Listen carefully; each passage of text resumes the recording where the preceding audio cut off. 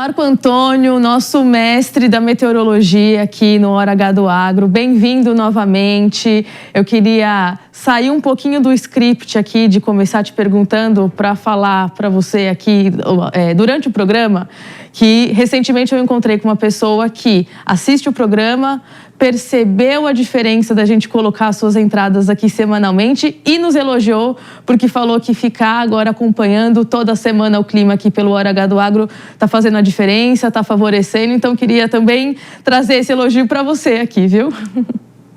Olá, Mariana. Que legal ouvir isso, né? É muito bom, né? E clima realmente faz a diferença, né? Hoje, não só para o produtor, mas todo mundo que trabalha com o agronegócio, né? Depende do clima, né? Cada dia mais nós estamos aí falando sobre clima, entendendo, dando.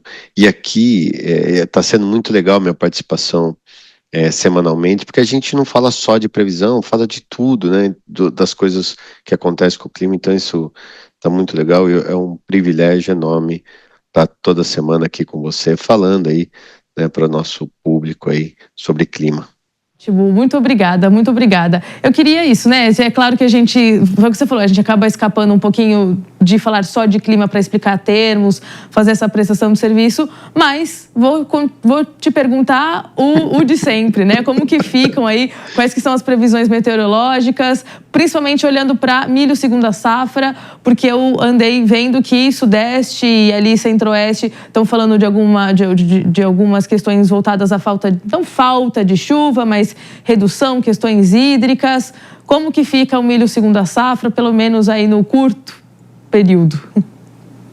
Olha, Mariana, o milho safrinha no Brasil tá realmente, o estado de São Paulo, algumas áreas de Minas Gerais estão realmente com um déficit hídrico, já não agora, né, já esse tom de todo o verão, né, e outono, choveu um pouco menos quando comparado aí ao Mato Grosso, Goiás, Mato Grosso do Sul, até mesmo Paraná, né, que choveu muito bem, por isso nós já se fala numa produção de milho, nem é mais milho safrinha, milho segunda safra acima de 105 milhões, eu já vi alguns institutos de previsão já falando algo em torno de 115, 110, 115 milhões de toneladas para essa safra. Aqui na Rural Clima, estamos trabalhando ali entre 100, 101 até uns 104, 105 milhões, né?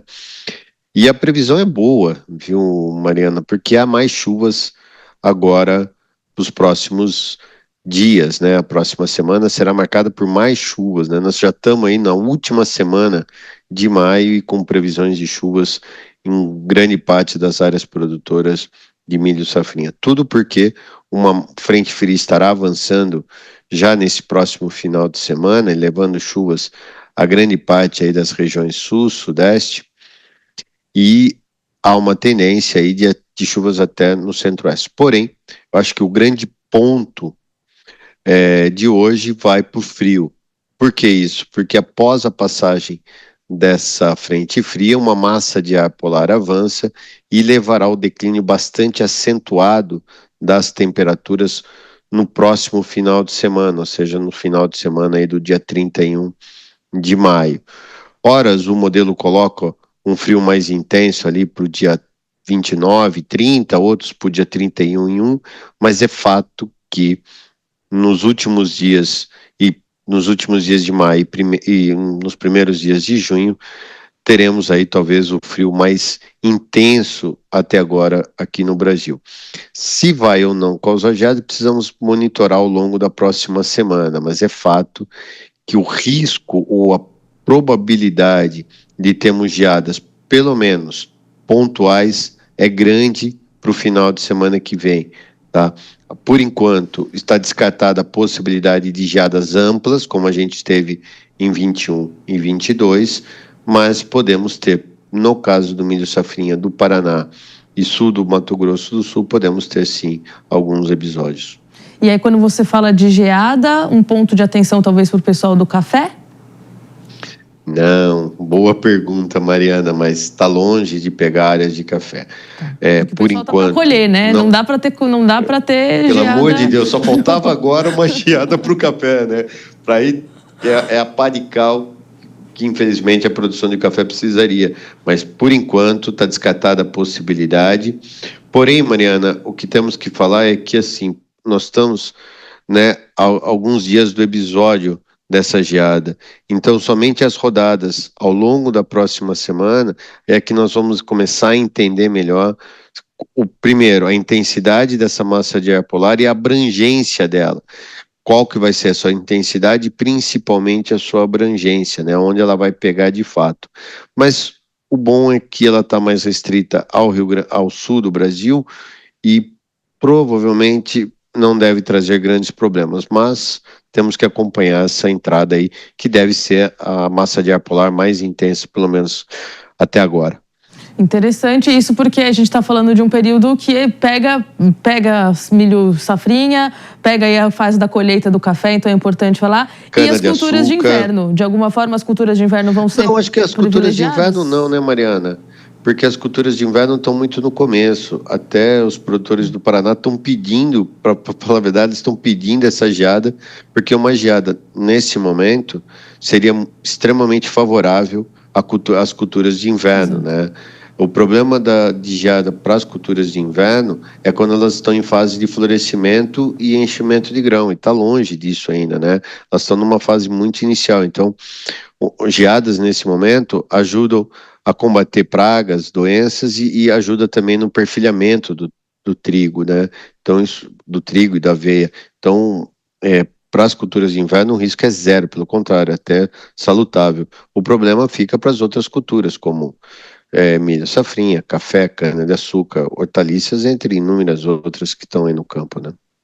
Falou de Paraná, né? Eu vi que essa semana o governo do Paraná publicou ali um decreto em que declarou situação de emergência hídrica em importantes regiões produtoras ali do estado, né?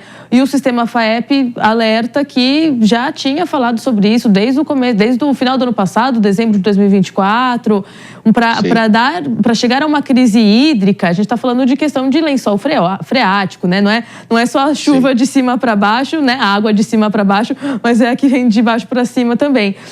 Alguma expectativa de chuva para a região? Você tem acompanhado isso, dessa questão de emergência hídrica para o Paraná, né? Não uma região específica, é o estado? Não é o estado, é só a região noroeste do estado, né? Aquela que uma região mais a região norte, né? Eles chamam de norte e norte pioneiro, né? Que é a divisa ali com Paraná e sul do Mato Grosso do Sul. Porque uma coisa que tem que deixar bem claro, uma coisa é chuvas para a agricultura, outra coisa é a chuva, né? A água para os reservatórios. Então, se chover a cada 3 dias, 10, 15 milímetros, isso favorece extremamente a produção agrícola, né? É tudo que a planta gosta e o produtor também. Agora, para os reservatórios precisa chover bastante e em cima dos reservatórios, para que essa água percola e depois abasteça todo o manancial, como você bem disse. O problema é que desde a primavera, né, desde dezembro até agora, não choveu muito nessas regiões. Tá? Choveu alguma coisa, vem chovendo, mas de forma muito pontual e de fraca intensidade.